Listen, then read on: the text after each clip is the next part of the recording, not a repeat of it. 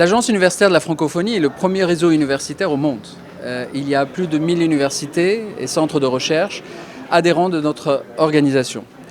L'université de Ziguinchor en fait partie. C'est une université à laquelle on croit beaucoup. C'est une université qui est en plein développement, qui est dans une région difficile mais qui est très promoteuse. Et donc nous avons voulu, par cette présence d'une délégation importante aujourd'hui de l'Agence universitaire de la francophonie, montrer tout notre soutien au développement de cette université et pour promouvoir le rôle de l'université de Ziguinchor dans le développement de toute la région. Nous avons, avec l'université, signé aujourd'hui une convention d'importance, une convention qui va permettre de travailler sur 3 axes importants. Le premier axe, c'est la transformation numérique. Et tout le monde a vu, après la pandémie, l'importance du numérique aujourd'hui dans l'enseignement, dans la recherche et même dans l'ouverture sur l'environnement des universités. Nous avons ici, dans cette université, un campus numérique francophone, le CNF. Le CNF, il est donc co-géré par l'université et l'AUF pour développer le maximum d'activités autour du numérique à l'université. Nous comptons développer davantage ce campus numérique. Le deuxième grand axe de travail, c'est le travail sur l'employabilité, l'insertion professionnelle et l'entrepreneuriat des jeunes diplômés. Aujourd'hui, il est important que l'université travaille aussi sur l'insertion de leurs étudiants et pas seulement sur leur enseignement.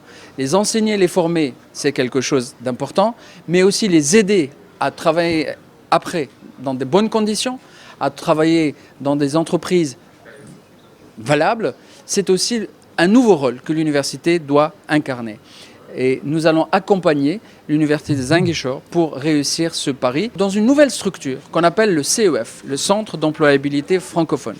Et le CEF va proposer une série de services au profit de l'étudiant, mais aussi au profit de l'enseignant.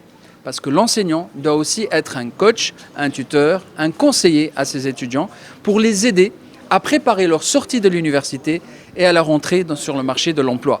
Et quand on sait que le marché de l'emploi aujourd'hui il est difficile, où il y a la domination de la vulnérabilité de certains emplois, où il y a la domination de l'informel, il faut beaucoup de travail au niveau de l'université pour préparer, mieux préparer les futurs diplômés à être insérés et à travailler dans des métiers qui correspondent à leurs études et non pas dans des métiers où ils n'exploitent pas grand-chose de ce qu'ils ont appris à l'université. C'est un défi majeur, mais c'est un défi que l'université aujourd'hui de Ziguinchor veut prendre à bras-le-corps.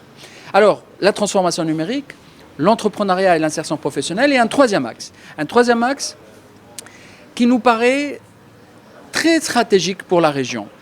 La région de Ziguinchor se trouve à l'intersection de 4 pays.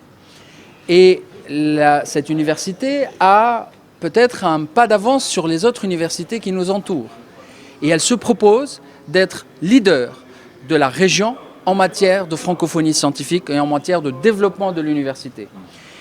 Nous allons préparer une coopération de très haut niveau avec la Gambie, avec la Guinée et avec aussi le Cap-Vert, où il y a des universités en partenariat avec l'université de Ziguinchor.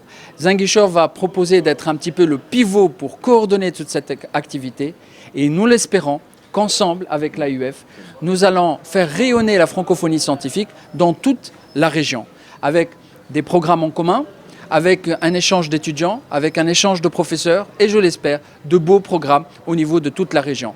Cela ne peut que rejaillir positivement sur la région de Ziguinchor, qui sera demain un pôle régional attractif pour l'ensemble de la région.